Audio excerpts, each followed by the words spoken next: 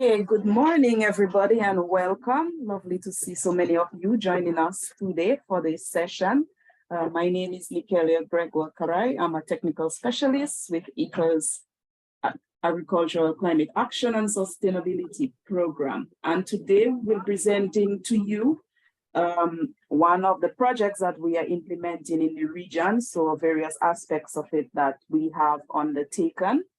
And this is being facilitated through the Caribbean Climate Responsive Agriculture Forum. And so I will just give you a quick background on what the forum is, and I will pass on to Shalini, who will give you a brief background on the GCF project and what we will be presenting to you today.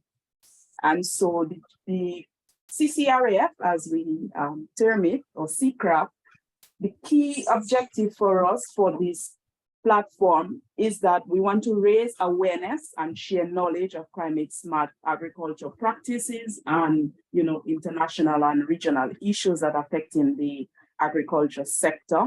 And in so doing, we want to build a community of interested and engaged personnel, including yourselves. And through that, we also want to promote enhanced coordination and collaboration among our stakeholders across the region. As you may well know, many of us, partake in a lot of similar activities, and to help do that more effectively, particularly address our climatic issues, coordination is very essential there.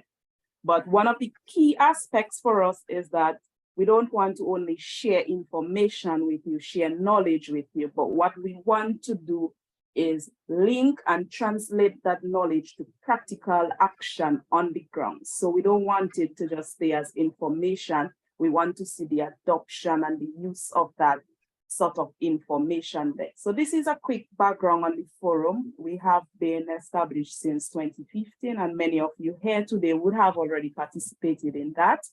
And so now I will pass on to Shalini, who will give you a brief background of what the forum is, project is.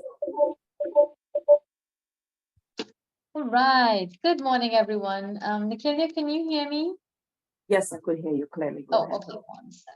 I have to adjust. Okay, good. Well, good morning, everyone. Thank you, Nikilia, for kicking us off. And welcome to the first session of this 4-part webinar series, Strengthening the Foundation for a Climate Responsive Ag Sector in the Caribbean. So this is, I guess, by way of introduction, I am Shalini Maharaj, the project manager for the CARICOM Ag Ready project, and we have with us here Kelly Witkowski. She's the manager of the Agriculture Climate Action Sustainability Program in IICA. And we have Dr. Chaney St, international specialist in water and soil management, and you're going to be hearing from them both in a bit. We also have Ms. Janet Prevo assisting the project, together with Ms. Priscilla Segura. So just a very brief background and maybe a little bit of a story, if I were to follow my colleague Chaney's footsteps. About a little over 2 years ago, IICA, with Chaney and Kelly at the forefront, would have approached the GCF, the Green Climate Fund, to solicit grants for something that was very novel. And they were successful in that the GCF provided IICA with a readiness grant for the first multi-country readiness project in the Caribbean. So it's also very novel in that it utilized a multi-pronged holistic approach, in that its objectives were 5-pronged, to include capacity building, strategic frameworks, not just national, but at a regional level, creation of concept notes, which IICA is in the process of doing, and then taking those concept notes to proposition Green Climate Fund again for much larger, again, multi-country grants, knowledge sharing, under which this webinar series is falling under, and pipeline development to create a pipeline of projects that would be able to assist not just the countries involved, but the entire region. So this project spanned 9 countries, Bahamas, Belize, Dominica, Haiti, St. Kitts and Nevis, St. Lucia, St. Vincent the Grenadines, Suriname, and Trinidad and Tobago. And then in terms of, so because this was a holistic approach, this project saw a lot of training from in terms of national training to regional training with policy and decision makers that span the gamut to farmers on the ground. There was a lot of knowledge management, a lot of knowledge mobilization. We would have done a lot of analyses on barriers that each of the countries may experience from a socioeconomic standpoint, in terms of market and value chains. From a policy level, we would have taken a look at GHG inventory, creation of national frameworks, creation of national action plans, as well as training. We would have taken a look at the NDC analysis on how the NDCs are positioned. We would have done training and analysis on trade-off and multidimensional tools, something again that was novel for the Caribbean. So, and of course, we would have launched our very first virtual marketplace where the countries were able to go in and bid on projects and contribute to projects that can be used in the concept node to proposition further funding. So, interwoven in all of this, of course, gender and youth of maximum importance. So a lot was done and it's still happening with this project. And again, like I said, as part of the knowledge sharing aspect of this project, we are very happy to bring you this 4-part webinar series. This is our first session, and please do stay tuned for the rest of the other sessions.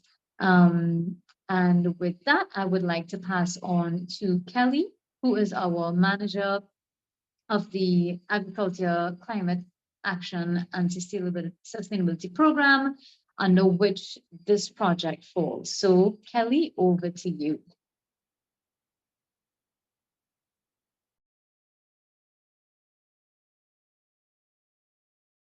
Thanks so much, Nikelia and Shalini, for that great introduction, and a very warm welcome to all of you. We're super pleased that you're here for this discussion in which we hope to really discuss and engage with you on how agriculture is really a part of the climate solution in the Caribbean, and make sure that we work together as people interested in the sector to really reframe the narrative and position agriculture and capitalize on the different opportunities that are being presented today in the face of climate change.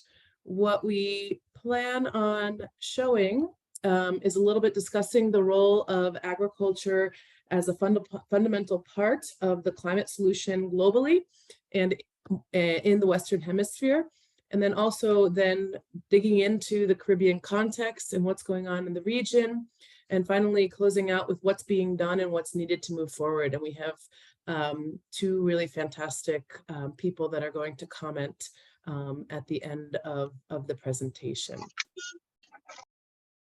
I have three main points that I want to try to get across today. One is that agriculture is often criticized or disparaged for multiple reasons. We know that agriculture consumes a lot of the water, is responsible for a lot of the land use, a significant amount of emissions, that there's always debates on biotech or on pesticide use, but that it's a sector that's asked to do quite a lot, and that makes multiple contributions to society that we really have to use to balance the narrative that's being put forth. Agriculture we consider really a nexus sector in that it links to almost everything, either feeding into or depending on many of the other sectors: energy, health, water, land degradation, food security, biodiversity, transport, natural resources, and tourism, and that agriculture is really a key lever for change, especially in the context of the climate situation that we're facing today. And finally, that addressing climate change in agriculture really provides multiple benefits, of course, for climate change, both from a resilience building and a reduction in the greenhouse gas emissions that are causing climate change standpoint, also broader environmental benefits, but it also provides a really significant amount of social and economic development benefits and can be a key driver of sustainability around the world, and in particular in the Caribbean region. I deleted the slide that I was going to start with, but what I wanted to show is that agriculture is a really important sector for Latin America and the Caribbean. We know that it's not without its challenges, but the agri-food exports are responsible for 27.5% of agri-food exports in the world. So the region is really playing a large role in helping to feed the people that live in this hemisphere and also the rest of the world. The region leads the market in tropical fruits, coffee, roots, tubers, oil seeds and cereals, and animal protein. So we're really providing a really diverse amount of products that are critical for nutrition. Agriculture is responsible for an average 5% of the GDP in the region, but that can go up to 50% in some of the countries. It generates a significant amount of foreign exchange. $276 billion in agri-food exports came from the sector in 2019, and it is also a really significant generator of employment. Of course, it varies by country. In Latin America and the Caribbean, the average is 14%, but that can get up to about 55% if you consider all of the other jobs that are provided in the rural environment, especially along the entire value chain. And so it's really a key driver for growth and development in the region. But we know that the sector faces some challenges. I put one on the slide here. This shows some of the yield gaps that exist in the region for some of the different products. And you can see that there's still a really significant opportunity to enhance the productivity of the sector, particularly in the countries that are on the lower end of. Sorry, Kelly, your slide has not changed. Yeah, I by accident cut this one out. So it was hidden. You could go next. I unhide it. Go ahead. Okay. So basically the point is that agriculture is an incredibly important sector around the world, one with which nobody could live without. And it provides a significant amount of social, economic, and environmental contributions to the region. And at the same time, we ask a lot of the sector. There's multiple demands at the same time that we make of producers and farmers and those that work in the sector. We want the sector to provide safe, nutritious food. We need the sector to be more productive to close those yield gaps that I just mentioned. We need to actually increase production levels to feed the growing population. At the same time, we reduce the impact on natural resources. We maintain ecosystem services. We restore and regenerate our natural environment. We ask the sector to provide employment and livelihoods, as I mentioned, for almost 50% of the population in some way is connected to the agri-food value chain, and also to be a key driver for socioeconomic development. And essentially, the Sustainable Development Goals, every single one requires a contribution from agriculture to be successful. But we know that among these multiple goals for the sector that there's a lot of trade-offs. And so we really have to decide at different levels, at the community level, at the regional level, the parish level, the national level, what do we want to prioritize? What is considered sustainable in each context, given the development needs of the population? And all of this we have to do under a changing climate. I put the graph there of temperature increase from 1950 to 2023, which I think is really quite striking, because we can see that the climate change is effectively happening. The past 8 years were the 8 warmest on record. We already have a global average increase of 1.2 degrees in temperature, and we know that we need to limit to 1.5 degrees to avoid the most catastrophic effects.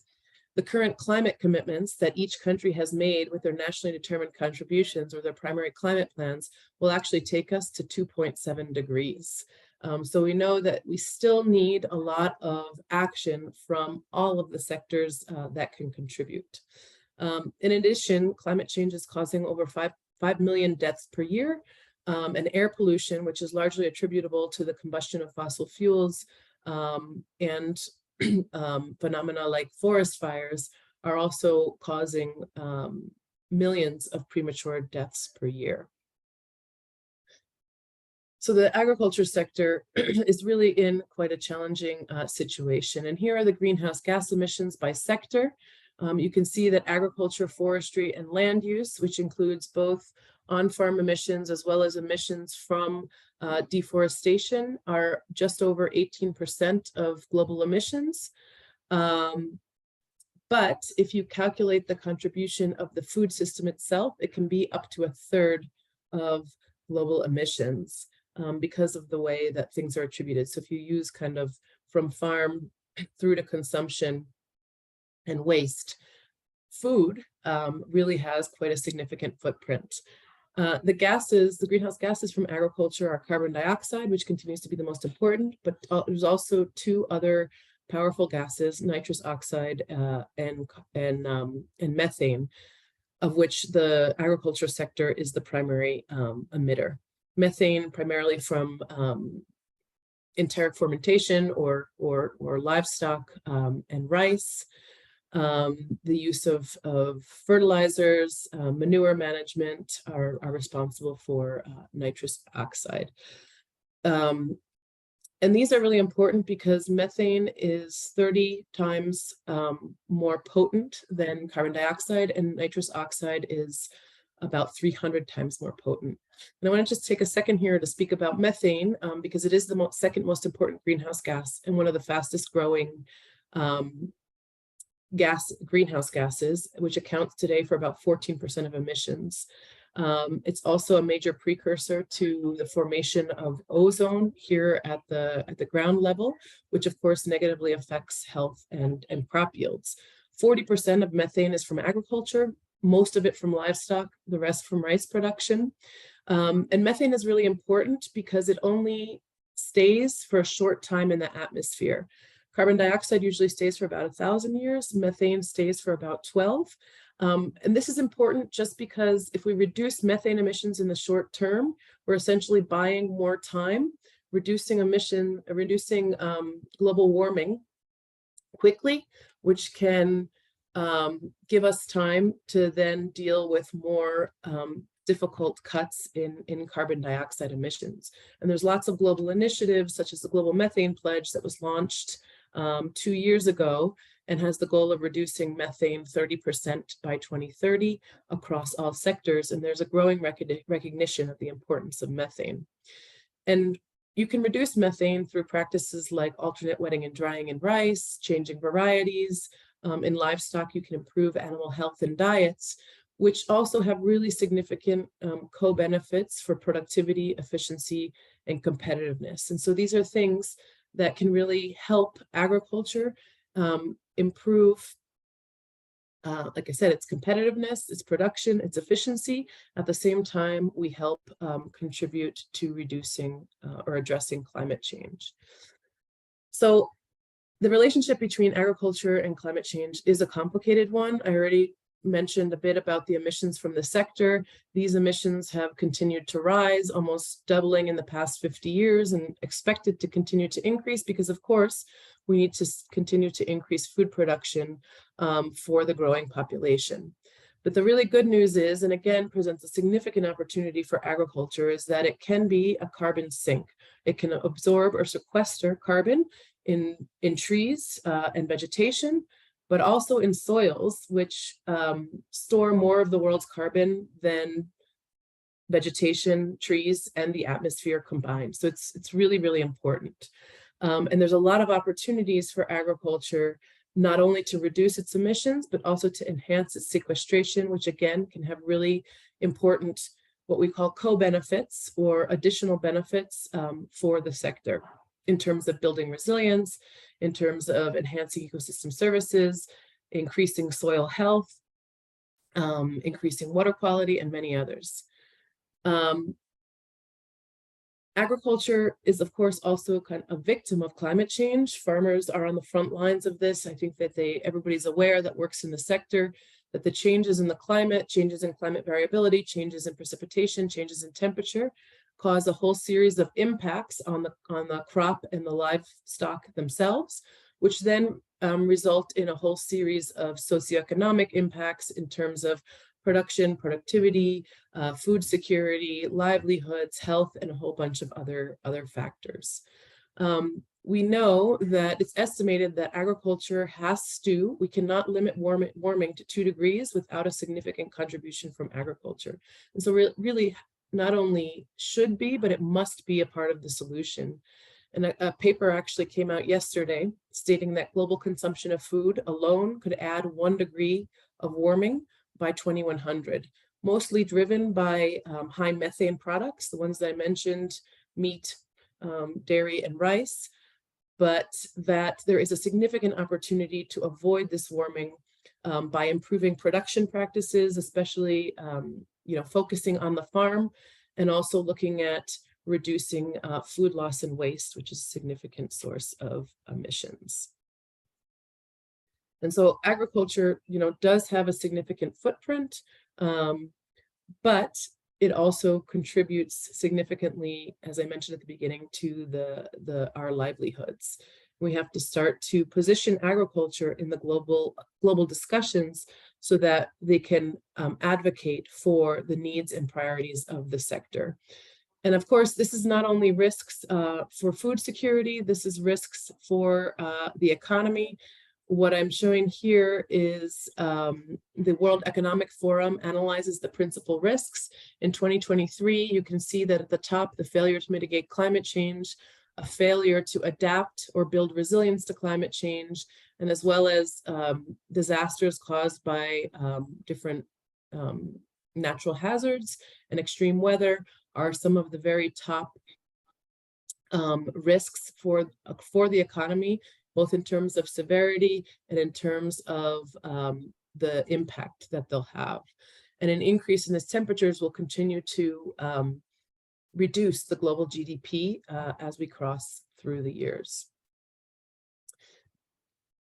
So we know that we can't achieve, in short, the goals of agriculture without addressing climate change, and we can't address the climate crisis without the agriculture sector. So what does this tell us? That we, as actors that work in the sector, really need to start to participate more in the climate processes to develop climate policy at the national level, in terms of the nationally determined contributions, the agriculture, the national adaptation plans, any plans that the country has to try to reduce emissions or emissions intensity. We need to be part of these discussions, and also at the international level. The agriculture sector has to show up to the forums that the Climate Change Convention and other international initiatives, again, to ensure that the priorities for the sector are taken into account, and also to help channel the financial and technical resources that the sector needs to help address climate change in the sector. We know that farmers alone cannot bear the brunt or the financial responsibility for investing in the different technologies and practices and changes that can be taken to help move the sector towards a more sustainable path. And so participating in and being a more proactive voice in these climate environmental discussions is really fundamental for the sector. And finally, I mean, what can we do about all this? I think, again, one of the great benefits of agriculture is that the solutions, both the mitigation in terms of reducing greenhouse gas emissions or enhancing sequestration, and building resilience or enhancing adaptation in the sector, most of the practices that we can do in agriculture can contribute to both of these. And so really investing in agriculture as part of the climate solution is an incredibly cost-effective, efficient way to help address the climate solution, particularly at the production level, where 80% or so of the emissions are generated within the agricultural sector. One of the key practices that I mentioned here have to do with improving soil management, which can, of course, enhance the amount of soil organic carbon, which has multiple benefits for the sector. So reducing greenhouse gas emissions, but also enhancing resilience and productivity for the sector. And so many of the solutions, so integrating agroforestry, integrating trees on farms, reducing agrochemical use. There's a whole suite of options that can really provide economic, and livelihood benefits for farmers at the same time they contribute to these global challenges. The burgeoning amount of global and regional climate initiatives focusing on agriculture, I think every day there's more that we can connect into, again, to drive resources to the sector. And investment in this sector is really key for food security, for energy security, for enhancing health of our population, protecting natural resources, and again, ensuring that the sector serves as a catalyst for change. And so now my colleague Chaney is going to dig in a little bit more to the context of the Caribbean. Thank you very much, Kelly, and good morning to all. I trust that you're hearing me very clearly. I would ask Nicalia to share the slide. Colleagues, I want to thank you very much from the inception for her. I know some of the information that will be presented, these are information that perhaps you're familiar with, but we are hoping that at least at this time it will resonate both individually and collectively from the point of taking action as opposed to perhaps listening to or knowing the facts. The facts are just one part. The more desirable part is what you do with the information to show that change in behavior. And so, colleagues, I want to again welcome you, and I want to perhaps crystallize and synthesize not only the Caribbean context, but also an individual and collective context through three key messages that is really under the banner of how do we move forward and towards a more climate responsive regional agriculture. And that is the theme of the presentation here today. And I want to perhaps present that as just 2 or 3 clear messages here. And these messages really relate to one, I'm going to ask you to take note. Take note of some things that are happening there. And once you have taken note, then the next step would be to take account. And also, I want you to also look at take regional action. So it's a very simple framework, a framework that I borrowed from Taylor 2011-21, and also the IICA to some extent. And these are the simple messages here. Take note of what is happening. Please do take note of what is happening. Take account of where we're going and what this is causing. And I'm hoping that if you take note and you get a sense of the accounting where we really are in terms of the livelihood and the threats and the impact and what that translates into, then on an individual and also a collective level, that would provide a strong enough rationale to take action. And I'm going to go a little deeper into these 3 key messages here. The first key message I want to note here is this simple thing here. One is that we are not saying that the agricultural sector has not had to deal with the issue of climate change. They've had to have, or climate in general. The farmers have been dealing with this a long time there. And so I hear the echoes that this is not a new thing and what is so different about it. And this is what I'm presenting as the difference here. Yes, the farmers have been dealing with the climate issue here, climate-related risk. Yes, they have developed some coping mechanism, and more so they have developed a kind of familiarity with where these climate-related things happen, the variables, the patterns of how it happens. And so largely they have used that to adapt or to really cope with the stresses that are related to this climate thing here. And we know that any farmer, any person, even backyard farmer that would have grown, there's a familiarity that you get accustomed to, particularly when you're dependent on the rain for your production. And that in its sense is a kind of stress, but just like in everyday life, you learn to deal with stress, you learn to cope with it here. But the key point is that there's only so much you could carry. There's only so much that you could cope with if you are not managing that kind of stress, whether it's climate related or otherwise. And this is what I want you to take note of, because there is going to be a breaking point. And we are arguing here that the breaking point is now, and it is getting worse in the future, because right now the farmers themselves, they are really talking about the unfamiliarity with some of the seasons, some of the water, etc., some of the issues that they depend so much on their production here. And so the key message here, as it takes note, and that is where we're going to the technical, a very light technical thrust here, is that we are seeing a rise in the temperature, and it is already more than one degree Celsius. But the take-home message there is that even at just this 1 degree Celsius, and people may say, okay, it's just 1 degree, what is that fantastic thing? It has implications because by and large, agriculture, just like us, they are biological entities. And just 1 degree change in temperature could affect a whole set of things in terms of the performance. And more so in the context of society now, it is really threatening the reliability of the agricultural sector to be a key development pillar in the economy. And that has multiple functions or multiple impacts lying here. If we are now saying that these temperatures, agriculture is so sensitive to it that 1 degree increase, it is almost rendering or having us to second guess whether we could continue or what is the role of agriculture in the society to develop the economy, then that becomes a very critical issue. And I want you to take note of that point. That 1 degree here, just 1 degree, how much it is really leading to unprecedented things that they're dealing with, but it is already at the point where it is costing and proving very difficult to manage and threatening the whole thrust of agriculture as a developmental. So that is what I want you to know. 2 points on the take note. 1, we have been dealing with climate. We are at the breaking point, and just 1 degree, the sensitivity of agriculture towards the temperature is very important there, and it is really rendering it null and void or even threatening the ability of it. So as we move to the next slide, simple thing. So after you have taken note of that, I also want you to take into account these key messages here. And the key message is that with a 1% increase in the Caribbean, we are already incurring a lot of costs, considerable costs, just to adapt to the impacts of the climate here.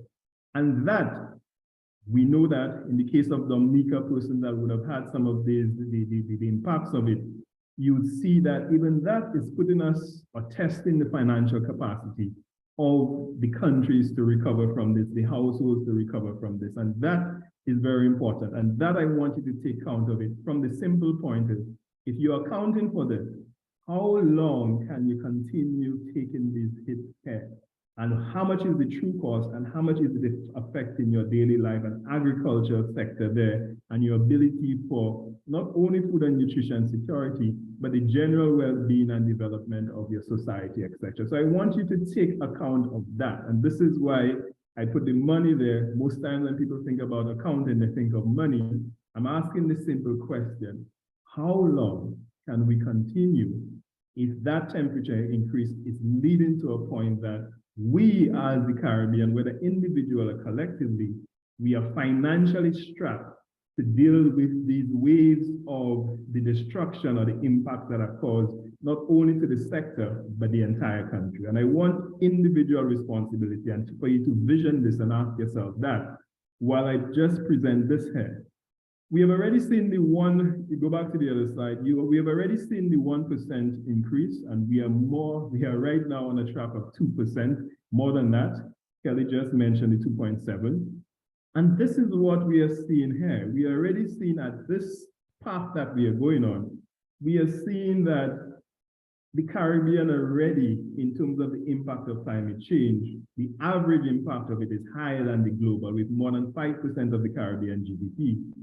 And you're seeing that that is projected to cost 22 billion per year by the year 2050. And I'm thinking that it is actually, this is a very modest estimation. I'm thinking that in the case of Dominica, where you have almost 100 or 200 and something % of the GDP for one event, then you could see how this could multiply here should multiple countries suffer the same fate. But when you look at it here, even with conservative estimates, you are seeing that with these conservative estimates, almost the cost of these events, the climate events, these are going to account for 10% of the size of the Caribbean economy. And that is something for me, when you ask, can we do something else better with that 10%? Could we not get it or translate it into different sectors? That is a critical question that we need to ask. And how further we could go with 10% of our economy having to deal with that. The financial resources here have to deal with that on a continual basis there, while we have other issues to deal with, etc. And so this is very important because it brings into the dynamic that most of the Caribbean countries, and even at the household level, they are not in the position where they could continue doing this through the money that they are generating. And so therefore, the issue of external funding or external financial support becomes very critical. And not that we want to depend on it, but we have to respect the position that we are in, and we have to seek the opportunities of how are we going to get out of that position, how are we going to manage that situation, and therefore external support, and also what we are generating in terms of that financial portfolio or that mixture of options become very important. So colleagues, I want you to, we took note, now we take in account of how much it is costing us and where it is actually costing us here. And if that is the situation, what is the action that we are going to take? And is that not enough to prove some kind of regional action? Again, recognizing that from the point of taking note, it is not that we are saying that we have not had to deal with the climate-related issues in agriculture. We know that there are other issues in agriculture that the climate-related issue compound, but we are also saying that what is happening with the climate is unprecedented. And because it's unprecedented, we are also seeing that the response or the ability to cope or managing it is very difficult, both at the farm level and the country level. And so therefore, it requires a particular action of thinking that would assist in that regard, that breaking point that is being passed. And to make it clear, these are not things that are to be projected. I'm saying that these things are happening now. In fact, in terms of taking account, most of the events that happen in the Caribbean, they're related to water, hydrometeorological hazards, accounting for almost 85% of some of the damages and loss that we see. But more importantly, it affects the different subsectors of agriculture differently. So for example, in crops and aquaculture, etc., the main threat here is the flood. And when you look at livestock, drought, you get a lot of damages and a lot of loss through drought. And when you look at the forestry aspect, which persons often forget, these extreme cyclones, events, etc., that is where that accounts for that is what accounts for most of the damage. So that is very important for us to note here. And that brings us to the point that if we have taken note, we have taken the account, what are the actions that we are proposing here? And in that slide, and this, I put it in red, ready to get the attention here in terms of take action now, because even when the action is taken now in the Caribbean context, even if it is to address or develop initiatives that are related to hydrometeorological threats, there's a need for the evidence base to be there. And what I'm saying this is that even before in the agriculture, we spoke about it, we dealt with it, but the evidence, the amount of information that is needed to tweak, to make sure that we are doing the most with what we have and to make sure that we are able to plan for things coming, that is absolutely necessary now if we are to adapt to what is coming here. If we are to have a fighting chance of both taking account, taking a note, and using that information now to plan, execute, and evaluate and reassess, that regional action and that evidence base is very important so that we could learn how to sustainably finance the building of food security, livelihood along that resilient development paradigm here. And luckily or strategically, we do have some initiatives, applaudable initiatives in the Caribbean on the CARICOM level in terms of policies, in terms of action plans. We have some here, the regional food and nutrition policy. Many of you would have heard of the 25 by 25, the aim to reduce the regional import bill, all that within the challenge of climate change. And here, which is responsible for this webinar now, is one of the initiatives that we have sought the external funding for, which is essentially our Green Climate Fund project here. And so, colleague, I want to pause here for a while as we transit into, okay, now that we have said that and we are taking account as it relates to that, We have taken note. We have also taken this into account, and we are now saying that we need action at multiple levels. Then what is that action that we require? And that takes us to that transition point. If we take all of these 3 points together, essentially what that message, the key message that I want to leave you here with is that we are speaking about unprecedented climate-related impacts on agriculture. And that in itself renders the sector as an unreliable pillar, and therefore it emphasizes the need for strategic regional action to systematically build that climate resilience that we speak about as the foundation for food and nutrition security and livelihood security. And that is the key message. And it is a very clear message. What if we are able to manage this? What if we are able to use the data? What if we are able to strengthen the individual, institution, and collective capacity to do that here? Then perhaps we have a chance of making agriculture, positioning agriculture where it is supposed to be. So that transformative aspect is very important here, and everybody has a role to do with it, with the impending threat or the impending changes that are coming in here. So as we go to the next slide, this is essentially what that particular project, the strengthening the foundation for climate responsive agriculture sector in the Caribbean, took into account. It made the position that from the point of evidence, from information, yes, we may know certain things, but we need to ready that information. We need to do the requisite studies, talk to the people, talk to the farmers, collate this thing here, and try to decide what is perhaps the best approach that we could use, again, at a specific time. And so this is the readiness program. This is what we actually developed the project to do. We spoke about some of the barriers in the Caribbean context in terms of the issue of the inconsistent data, the data quality, to inform that, to get the best action there. We also spoke about the linkages between institutions in terms of the governance issue.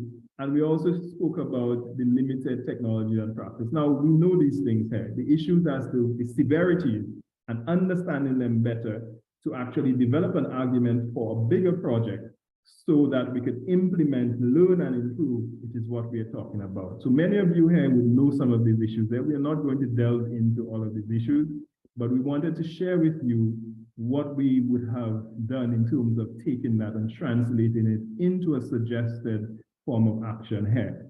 And this brings us to a quick summary of this project here. You would see on the left in the picture, it basically gives you a profile of the project. It tells you the amount, $1.2 million, 9 countries, 2 years. We are ending here in April, this next month, April. And there are a lot of products, but essentially these products, and I want to clarify that through the donor, this is what we call a readiness project, meaning that you have studies, you talk to people, you get reports to get that data that is needed to inform bigger initiatives. It is not a project where you actually could invest directly into the farm now. That is coming up. That is coming up hopefully from this project here, where we would have gathered the information, spoken to the people and the institutions, and therefore we could say, having done that, this is perhaps what we think may be a path to develop a project for investment on the ground. So I want that to be clearly understood here in terms of the expectation, in terms of the critique, and going forward with the suggestions. And in that particular project, all we are saying, and my colleague said it here, we found out earlier on that in the conversations, there is these climate finances available, and it has been available for some time. But for some reason, agriculture was not tapping into this fund here. In fact, out of a global amount of the funds here, even in the Caribbean region, out of more than $500 million, the agriculture only received 1% of that funding. All of the energy sectors, the tourism sectors, environmental sectors, they receive a lot of the funding here, and agriculture only received actually less than 1%, along with health as well. And so that really stood out to us. And we found out that perhaps the issue here is, do people in agriculture know about these opportunities, particularly how climate change has been shed as perhaps more of an environmental issue. And the issue is, if they're aware, do they have the capacity to actually act on it? Are they involved in the processes, the stakeholder engagement processes that will allow them to better understand and make use of that opportunity? So our project here looked at the issue of, one, are the agriculture stakeholders involved in these processes here in terms of making decisions as to where the finance is going and having that conversation? We also looked at the issue of, okay, if they're involved or not involved, how could we improve that system here? And more so, what are the projects on the ground? What are the interventions on the ground that perhaps look at some of the initiatives that are related to the sector or other sectors here? And where does that fit into the different agreements, different types of agreements and targets that countries have signed on to? We also looked at a whole barrier analysis to see what are the challenges, the market, the financial technology. We also looked at, if you're making decisions, what are the trade-offs? We know that we cannot depend on external funding to fund our development going forward. We know that we have to make a decision often between 1, 2, 3 things, a technology, or irrigation system and this. How are we going to make that decision, which is what we call the trade-off analysis? And we know that youth, to sustain this thing, the youth are paramount to sustain any transformative aspect in agriculture here. And so we look at the issue of how are we going to engage the youth? How do they look? What are their ideas? And how could we bring that together in terms of case studies, not only about the youth, but agronomy and all we have learned here, and create a kind of access portal where you, the persons that are attending that, could get access to that information so that you could get a better aspect and decide what can be done in terms of taking that action. And that leads us to 2 main things. Having understood all of that information or collated all of that information, we are now tasked with developing 2 regional proposals. And this is the highlight. We have had several consultations with a lot of the agriculture stakeholders, the institutions, etc., simply asking what should be in this proposal, how are we going to do it, how are we going to evaluate it, and where does it fit within the bigger vision of change on multiple levels. And this is the simple argument that we are making here in this project here, which is, if we are going to develop this transformative climate responsive agriculture sector, the participation and engagement of persons like you here, very, very important here. And other stakeholders are very important, not only in agriculture, but sister sectors.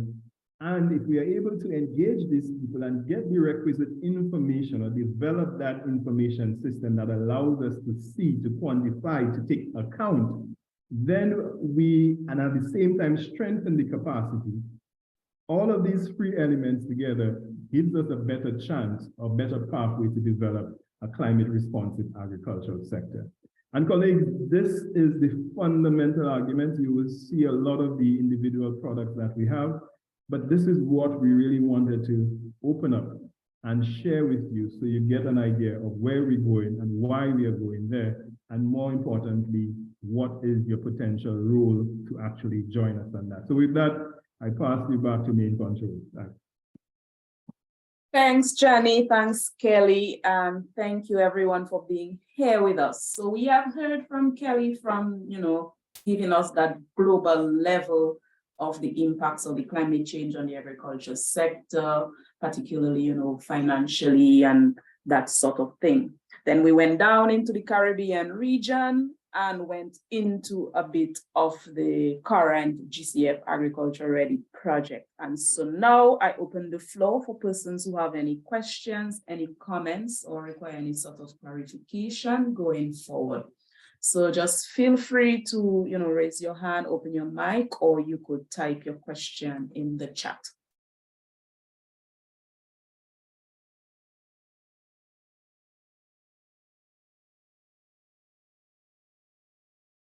Yes, Dean, go ahead. Yes, morning, colleagues. Thank you for the presentation so far. This is more of a comment, not necessarily a question, but a project of this nature is something that is much needed, especially a long time coming. We do have a lot of situations where like you're correctly saying, the investment that is required for us to take climate action and the whole climate responsive agriculture to build resilience, the level of investment that is required is often not clearly understood. So you find that we know that we have to respond, we know that we have to do something, but in terms of the amount of or the level of investment that is required, that is often lacking. So there is a lot of need for that data analysis to contribute to the process to justify expenditure and investment when it comes to, you know, that whole climate response when we talk about agriculture. Another important thing that has also come up in the presentations this morning is to look at the whole interventions that can take place at the level of the agriculture sector as something that contributes to environmental readiness. It contributes to the health of our societies. It contributes to other sectors. So again, especially from our governmental standpoints, to see investments in agriculture as investments in the overall sectors of all of our countries, because that is something that is very much overlooked. So thank you very much for that. Thank you very much, Dean, for your comment. And as we know, resources, particularly money, is never enough. I don't know if you want to add anything there, give any reflections there, Kelly, before we go to our next person. No, I think you're spot on, Dean. The stronger we can make the case, and the more that we can quantify it, the more people that we have advocating for it, the stronger links we can make with other sectors. I think we build that base for support, and we're going to have more success driving the technical and financial resources to the sector, and the support that the sector needs to adjust its trajectory will be much more effective. Okay. We will now, thanks, Kelly. Ms. Greene, you could go ahead. Thank you. I see in the chat there's a question from Vincent, and I think if that question can be addressed, mine is a good follow-up. Okay, no problem. We'll take the question in the chat. So it reads, what is the planned course of action and timeline to get the two proposals developed? Yeah, I'll take that, Nigeria. So the question, we're following the GCF process, and what we have been tasked as the readiness is to develop two concept notes. And so the concept notes we have developed through the consultation, two concept notes that at the end of the project would be reviewed by the DCF to decide on the development of the full proposal. We estimate that it will take an 18 to 24 month cycle. We are hoping to get it sooner.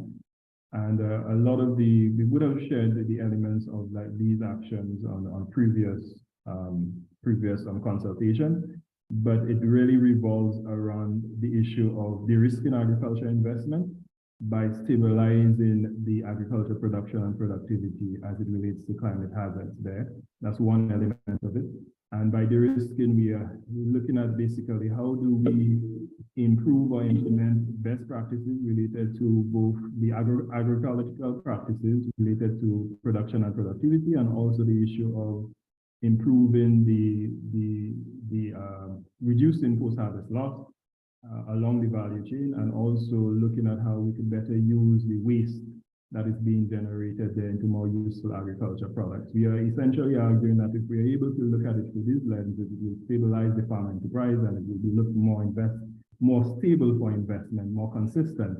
And so as such, the second concept look at how are we going to agitate the financial institutions and take action that would encourage investment by the private sector, and also the issue of risk tolerance and mechanism to do that from the farm level. So that is just a synthesis of it here. That is where we are. So I want to clarify that right now we are at the concept note stage as it relates to the GCF. After that, we are hoping to get the invitation for the development of a full proposal. Thanks. Okay, great. Thank you. So my follow-up question, I think, is about the first stage, because I believe, Dr. St. Martin, that you we're suggesting that only at the second stage would there be direct investment into business, for example. So I have some concerns. This is the Jamaican context, so I'll speak the bit about that I know about the Jamaican context. When there's the stakeholder engagement stage where there's data collection and I'm reading from your slide, needing to collect data and inventories, what I've noticed working with smallholder farmers is that there's just so much distrust because they don't know what the big picture is and where they fit into it, number one. Number two, they are incredibly under pressure, as you have said, from all sides, including predial larceny, which is huge.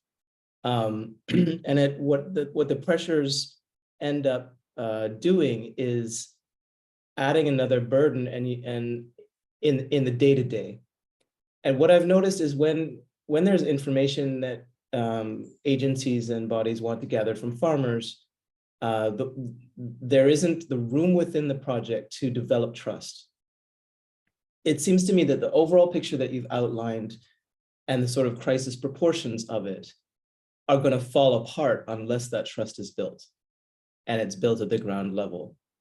One of the ways that I've noticed that farmers feel like they can't participate in these kinds of initiatives is they are stretched for money. And so I wonder if there are incentives, monetary incentives, built into your first stage and all stages. And I think that that's going to be very, very crucial, as well as training. So for example, a lot of initiatives will offer training, but no compensation, or only things like maybe we'll pay for your transportation and maybe we'll pay for your food for that day.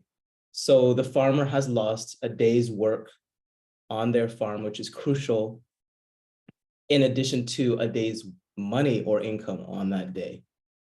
So they lose twice to gain 1 day of participation. So I just really think that the details of that are going to be crucial from the get-go to building a level of trust over and over and over again. It's absolutely critical. That would be both my comment and my question. Are there incentives in that kind of regard?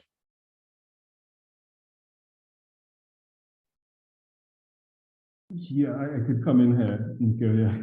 I could not agree with you more.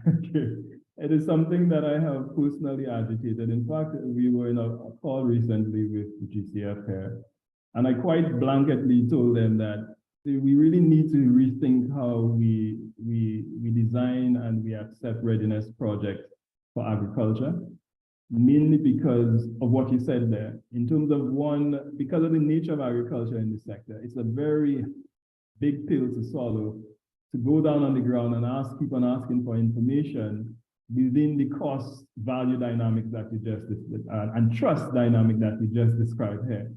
And so I'm one for the advocate that, and this is one of the feedback, and I think a lot of my colleagues would agree with me, that there is a need to change how the donors and not only the GCF view that kind of mechanism in terms of soliciting information there and not entirely thinking of the time loss value about that and the trust value there. So I'm totally in agreement. You actually made me smile when you mentioned that here. We did as much as we can to do that, but I would say that we are batting within the rudiments or the structure of the GCF. And at the same time, I would say that even through that experience, the issue is not only the trust here and the issue of the time loss and the value time loss function, but even when you go further, the need to balance that with not a free meal approach, so to speak. And so that there's an understanding that, yes, there may not be immediate returns in the full aspect that you would need or you would think it here, but that balance between, can you invest in this here for something that is going down the road that is not so immediate?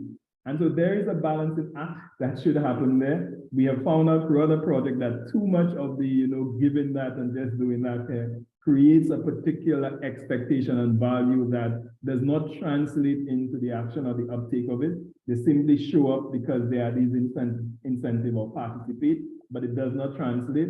And so that is why in practical terms, in terms of the trust and the time loss function, I think the issue is how do we balance that? How do we design that in such a way that we do not create that monster there, but at the same time, we do not disregard the important things like trust and the farmer's time, or the person that is giving the information, their time to benefit in such an immediate way, a medium term way, and a long term way. So that is what I would say about that here. I really would like the opportunity in the future if we could perhaps talk about that. And if you have any experiences that you could share with us, we would definitely welcome it, because if we get the concept note approved, these are some of the things that we would want to translate into the development of the full proposal. So I thank you for that. Thank you. And we just have a comment from Dean with regards to this discussion that it has to be, a partnership arrangement where the incentives of all parties, especially the persons doing the heavy lifting with respect to climate action, are in synchrony. Thanks for that addition there, Dean. So what we'll do now, we will take you, Renier, and then we will take a question in the chat, after which we'll take Kentisha. Okay, I have a question, yes. Is there a mechanism, a board, or an organization to assist for moving agriculture products more easy within the Caribbean? For example, to overcome challenges like standards, logistics, etc. Thank you.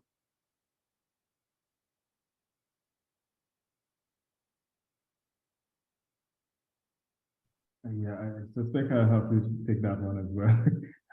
Rainy, I was really hoping that my other colleagues, and just so that you know that, if you are familiar with IICA and IICA's work here, this is just one particular program unit in IICA. We deal with the climate change, but there are other units in IICA, programmatic units that deal with the issue of trade, that deal with the issue of family agriculture, bioeconomy, etc. like that.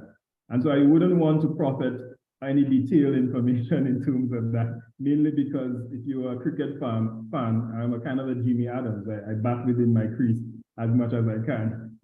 But with that said, I also wanted to tell you what I know of is that I know that Export Caribbean, through the various different agencies, national agencies, Export PT, Export this, they were mandated to actually assist with that. I know my colleagues from Barbados, I know Mr. Alistair Green and also Diana Francis, they would have been working with smallholder agriculture, smallholder medium to actually do that export facilitation. They had several trainings where they brought persons together. There is actually a cohort in Trinidad here now that IICA is working with to bring them up to that level for export readiness, for standardization, even testing of their products, etc. So if you want further information about that, please let us know and I could put you in contact with our colleagues to give you the detailed answers.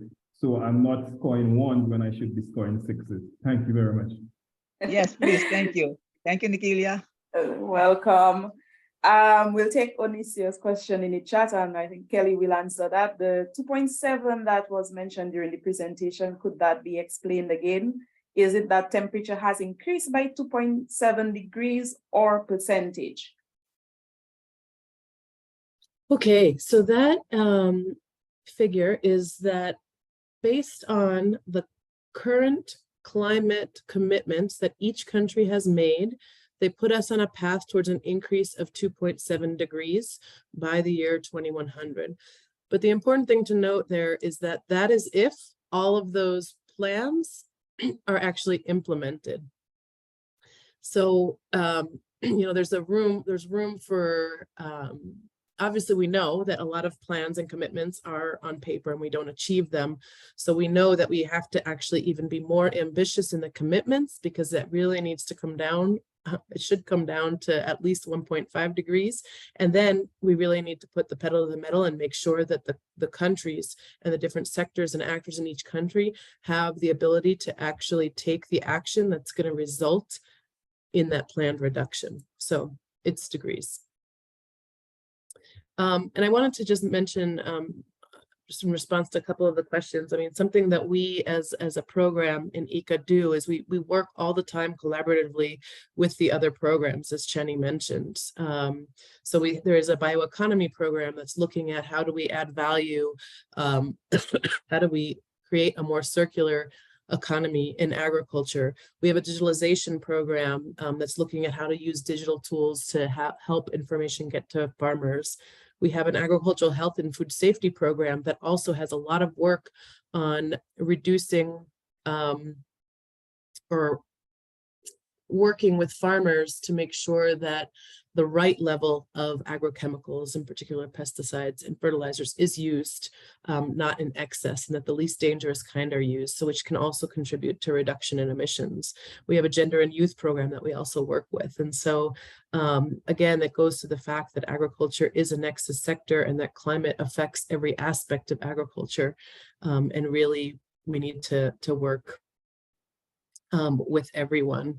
And just in response to the question about our incentives for consulting with farmers, I think it's also a larger structural barrier, the way that a lot of these international climate funds and other financing, other international development financing kind of is designed, because there's very tight timelines and heavy expectations, and we need to constantly push back on those. And that's why we also say that agriculture needs to really participate in these discussions, because a lot of times, you know, donors will come in and they want us to start a project, and we say, well, you know, if you want to work in that specific crop, you know, you need to start, you know, way in advance of the season so that you can get the inputs to farmers. I mean, there's all different intricacies of the sector that a lot of people outside of it, outside looking in, don't fully understand. And the other way that IICA works is, of course, partnering with very much more community-based and local organizations that have gained that trust, and so we can learn from them and work through them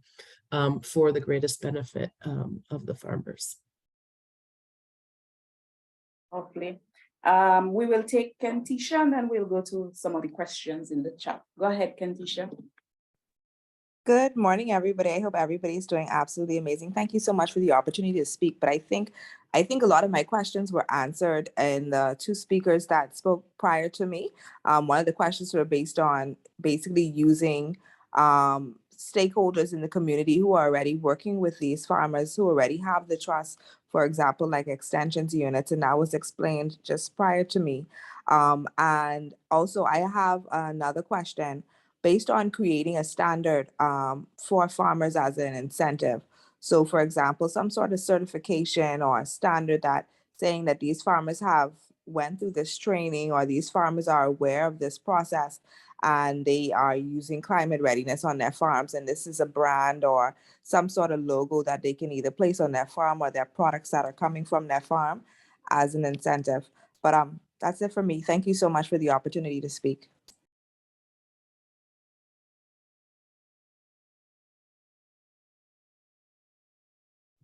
Thanks very much, Kentisha, for your feedback there. If Chaney or Kelly, you all want to add in anything, we can take the questions in the chat. I would just say, go ahead. Go ahead. I was just going to say that I think, you know, voluntary standards can certainly be a useful tool, but the label in and of itself is never really enough. It has to come with kind of the standard. It has to come with the quality, the assurance and verification programs, and of course the training and technical assistance to farmers. I mean, I'm sure, and I think, you know, it also has to come with a legitimacy and a recognition on the consumer side. And so I think standards can be well worth it. It can be a significant investment the way that it's done on, but the legs they stand on are really, it's really important to have transparency and create a trust in that label.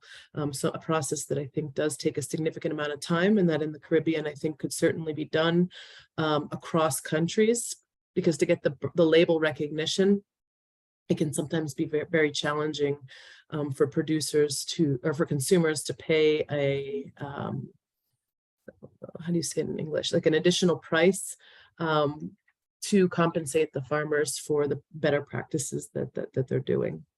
So I think that the label in of itself within a broader system can certainly be one avenue that can be better explored in the region.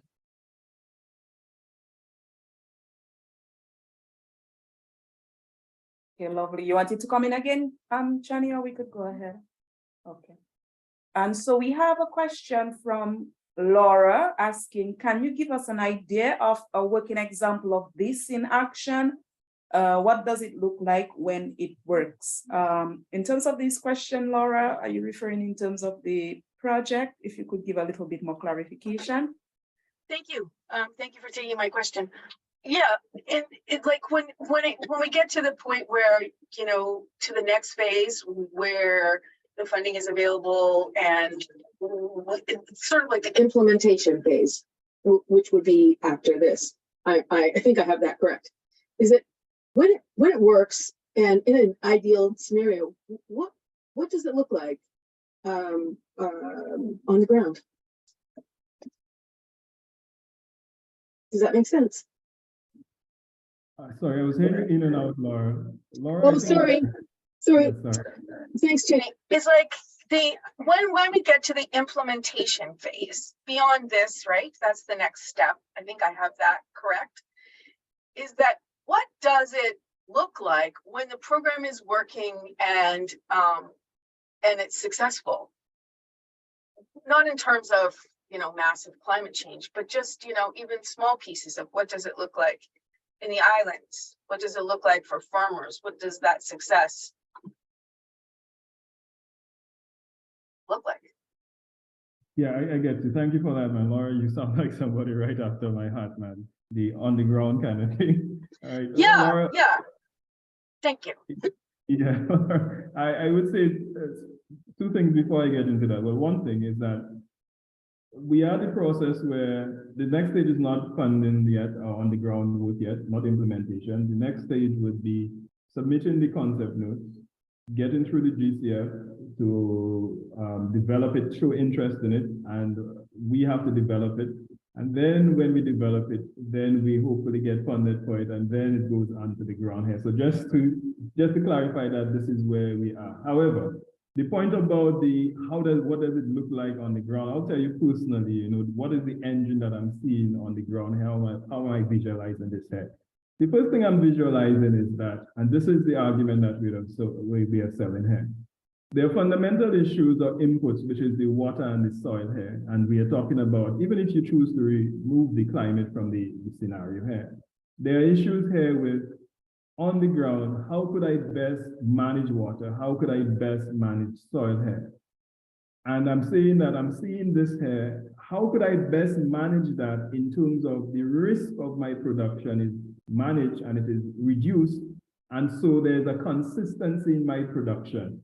And so therefore, because there's a consistency in my production level and productivity, then I have something that looks more attractive from the investment, whether it is to secure a loan or even to apply for grants, etc.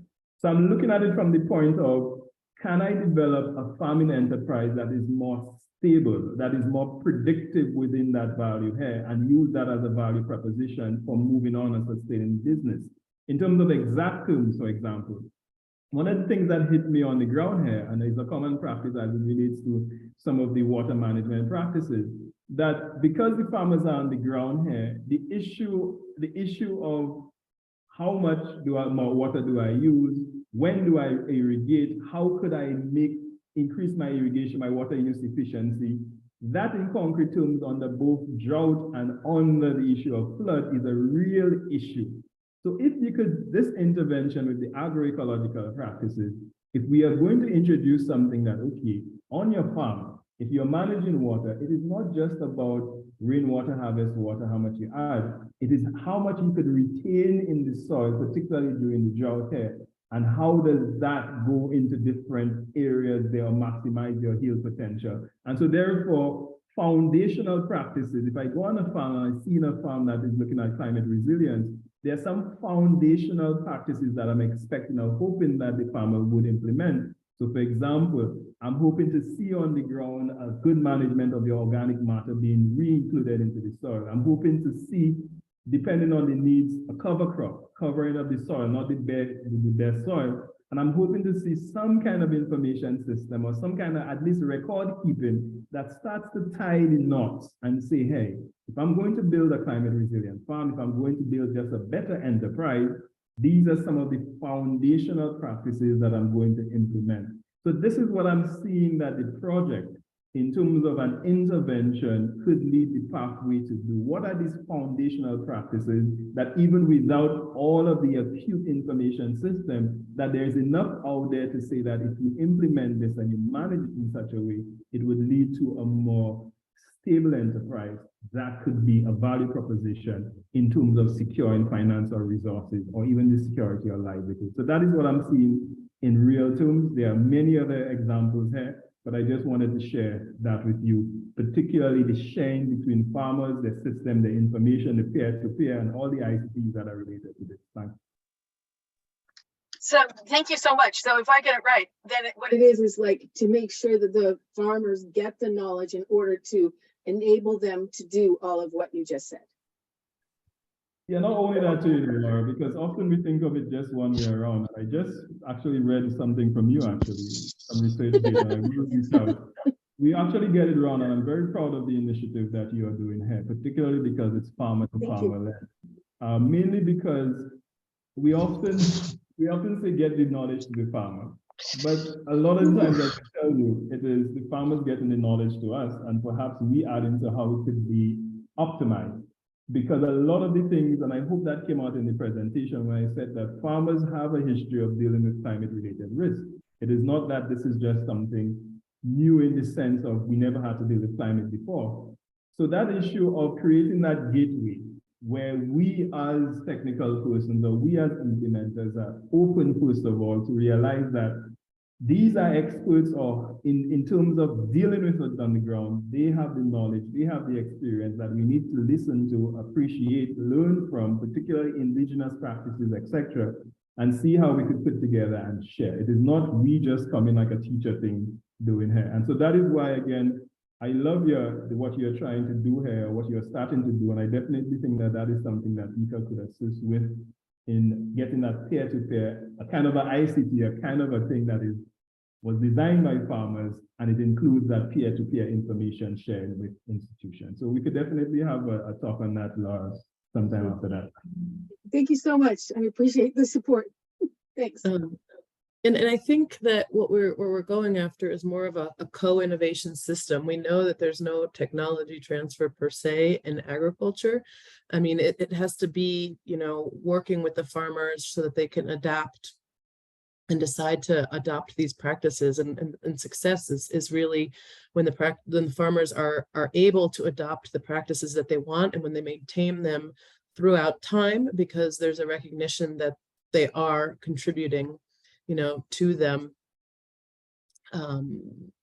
economically, like that it's feasible for them. At the same time, we're achieving these other benefits that are valuable for the broader community, and that those farmers and the farmers next to them see that, and there's more of this kind of organic adoption and ownership of practices that will, as Chaney said, enhance the stability and resilience of their farming enterprises and enable them to access the finance, de-risk essentially their enterprise and allow them to access the finance that enables them to take even more steps towards sustainability, and that they're able to do this because there's a broader system that's in place to support them. Yes, so we will take now a question in the chat, and it reads, is agricultural biotechnology a part of this approach to promote resilience and productivity? I know the subject of GMO is very controversial, but it is a viable option that we cannot ignore. So Chaney or Kelly could decide. I can take that one. So yes, biotechnology, I think it's in its broad sense, not specifically focusing on necessarily on GMOs in and of themselves, is certainly an important part of this. We know that improved varieties that can enhance drought tolerance or salinity are a really fundamental part of enhancing resilience. And so I think when a lot of people think biotech, they automatically kind of get drawn into the GMO part, but the hybrids, the nanobiotechnology, kind of fermentation, so in terms of biofuels and composting, there's all sorts of things in biotech that certainly enhance both resilience and productivity.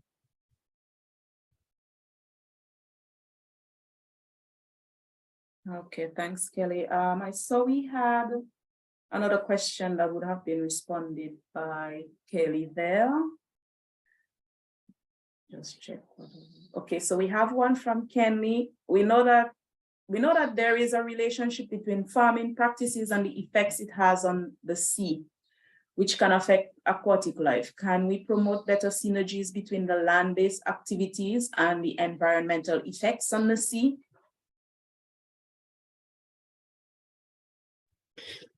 Of course, I think that's a really important topic. That's what we a lot of times it's referred to as the ridge to reef approach.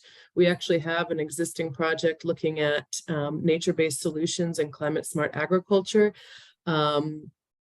mostly in upland areas, as a way to improve the health and resilience of marine and coastal areas and livelihoods, where we're looking primarily at installing vetiver systems and also improving practices on farms upstream to reduce erosion and agrochemical runoff and enhance the health of the reefs and the fisheries below. So I think that there's a lot of synergies in encouraging discussions between communities that have these connecting agro-ecosystems is a really key part of also the climate response.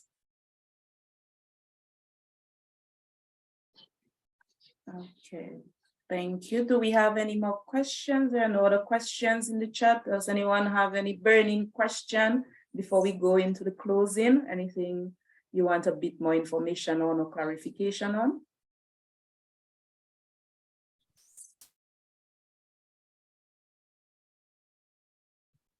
Okay, I see Dean hand is up. I don't know if that is from before. And after him, I do want to just make 2 comments.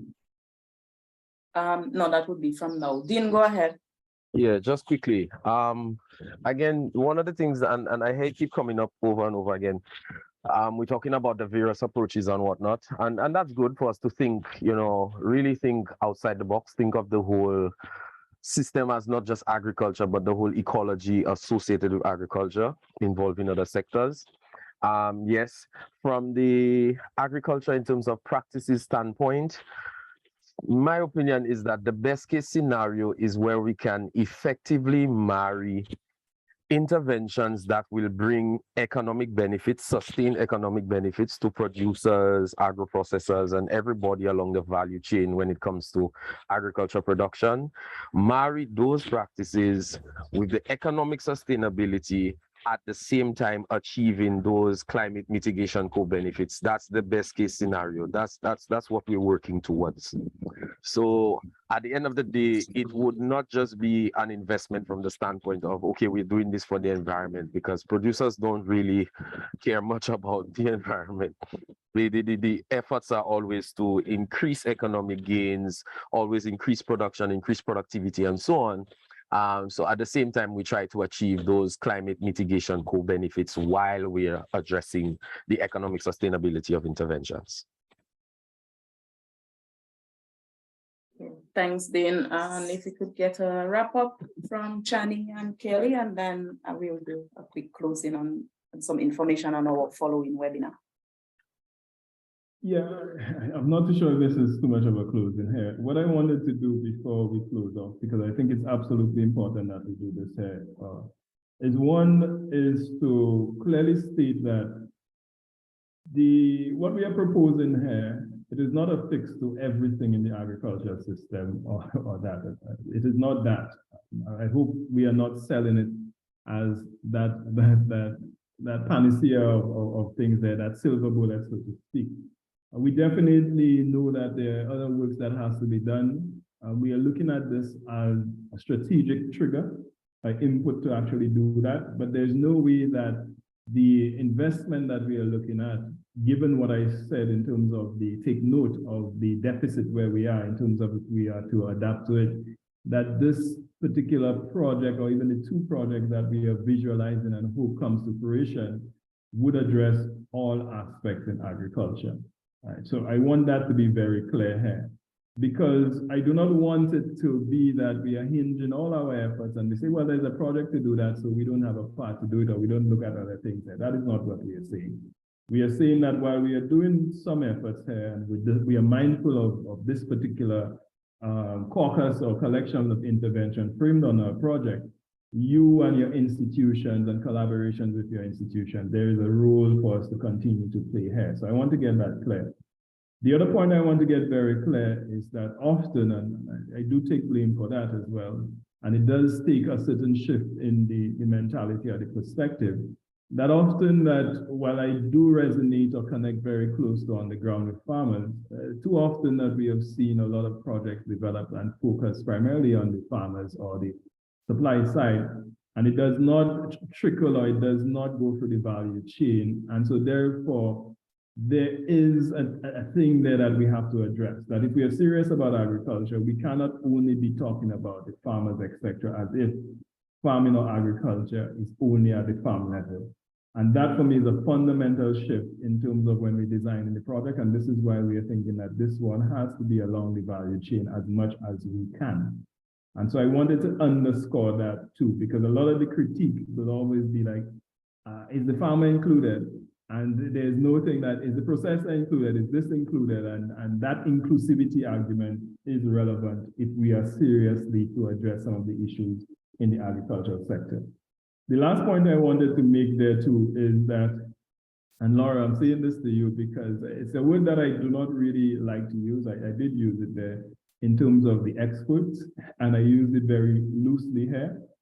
I do think that the farmers and even us, that they are the ones that are facing that they are on the brunt, and they have a wealth of knowledge to really address or even bring to the table as it relates to the solutions.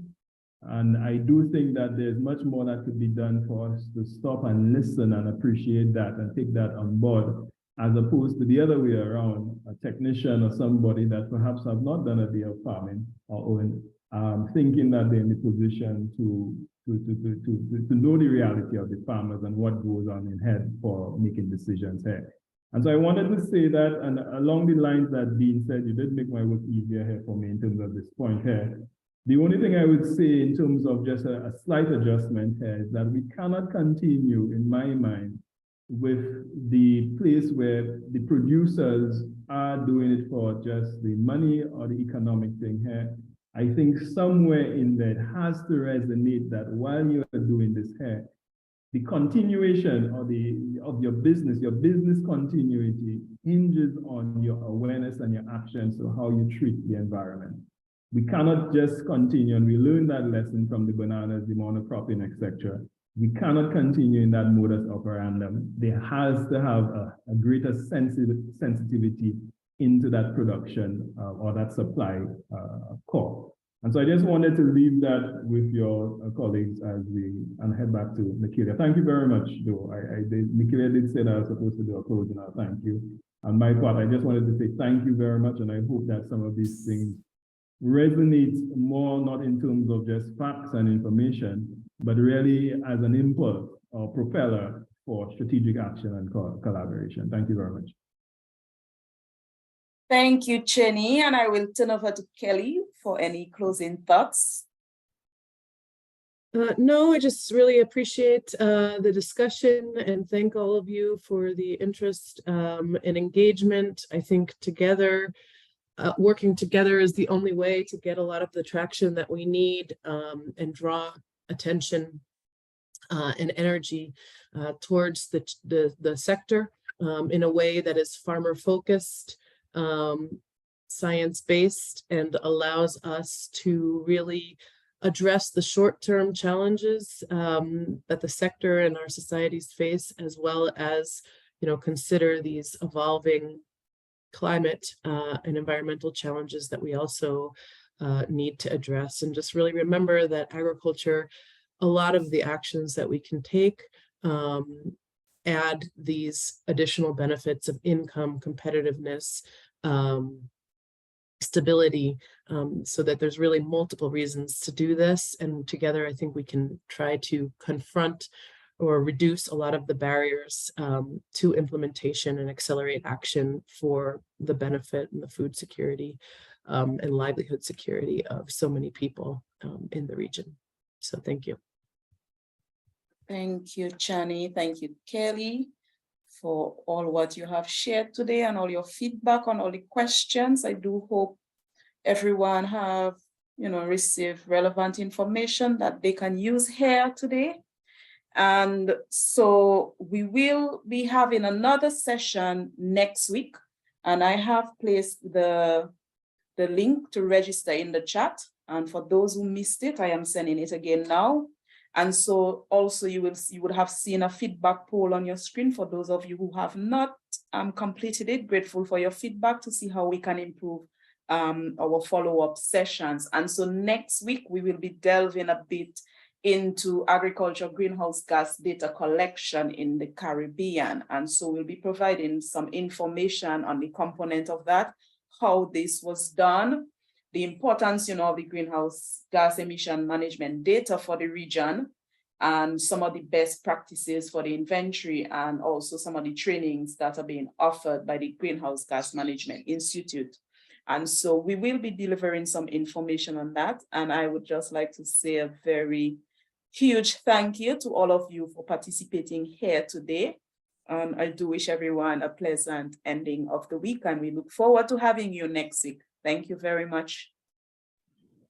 Yes, thank you. Bye-bye.